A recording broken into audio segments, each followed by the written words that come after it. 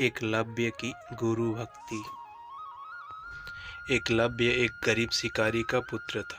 वह जंगल में हिरणों को बचाने के लिए तीरंदाजी सीखना चाहता था, क्योंकि वे तेंदुए द्वारा शिकार किए जा रहे थे। इसलिए वह द्रोणाचार्य उन्नत सैन्य कला के महागुरु के पास गया और उन्हें तीरंदाजी सिखाने के लिए अनुरोध किया।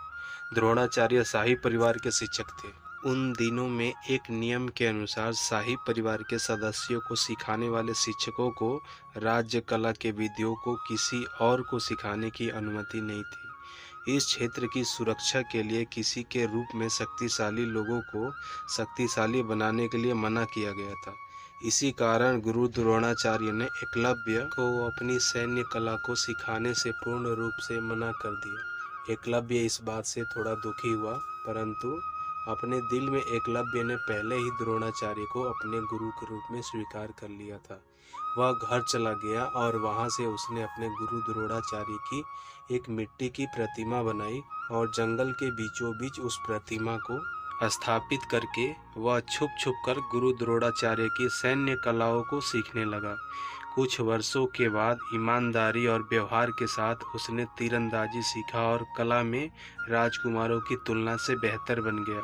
एकलव्य तीरंदाजी में इतना निपुण था कि वह आंखें बंद करके भी किसी भी जानवर की आवाज़ सुनकर उस पर कुछ ही पल में निशाना साध सकता था। एक दिन अर्जुन को एकलव्य की इस असीम प्रतिमा के बारे में पता चला। अर्जुन ने देखा कि एकलव्य उनसे भी ज़्यादा धनुष चलाने में निपुण है।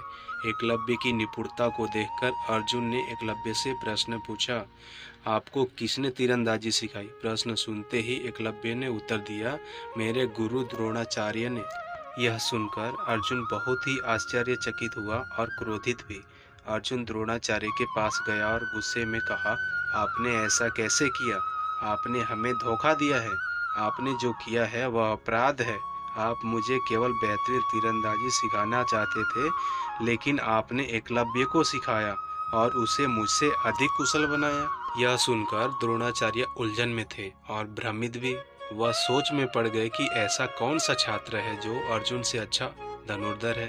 द्रोणाचार्य इस बात का विश्वास नहीं कर पा रहे थे कि वह बालक यानी कि एकलव्य अर्जुन से अच्छा धनुर्धर कैसे हो सकता है। तब द्रोणाचार्य और अर्जुन ने मिलकर उस लड़के से मिलने का फैसला किया और वहां उसके पास गए। एकलव्य ने अपने गुरु को महान सम्मान और प्रेम के साथ स्वागत किया।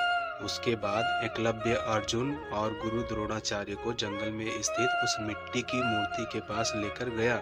उसने दोनों को द्रोणाचार्य के बनाए हुए मूर्ति को दिखाया। एकलव्य ने उनको सब बताया कैसे उसने द्रोणाचार्य से सभी विद्या सीखा। द्रोणाचार्य इस बात का हल निकाल नहीं पा रहे थे कि अब वह क्या करे। प्राचीन काल में गुरु छात्र में ज्ञान लेने के बाद एक सामान्य प्रथा थी, गुरु दक्षिणा, जहाँ छात्र द्वारा प्राप्त ज्ञान के लिए विद्यार्थी व शिक्षक गुरु दक्षिणा दिया करते थे।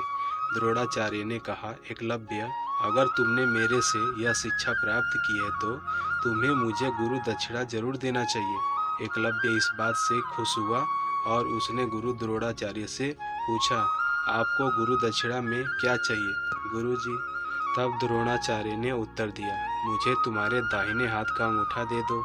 एकलव्य जानता था कि अंगूठे के बिना तीरंदाजी का अभ्यास नहीं किया जा सकता था, परंतु तब भी एकलव्य ने अपने गुरु को अपने दाहिने हाथ का अंगूठे को काटकर गुरु दक्षिणा दिया। इस प्रकार गुरु द्रोणाचार्य ने राजकुमारों को दिए हुए प्रण को पूरा किया और एकलव्य का उत्थान किया। कहानी से शिक्षा और इसका महत्व। एकलव्य ने बिना किसी लोभ के अपनी मेहनत और लगन से अपने गुरु से दूर रहकर भी शिक्षा प्राप्त की।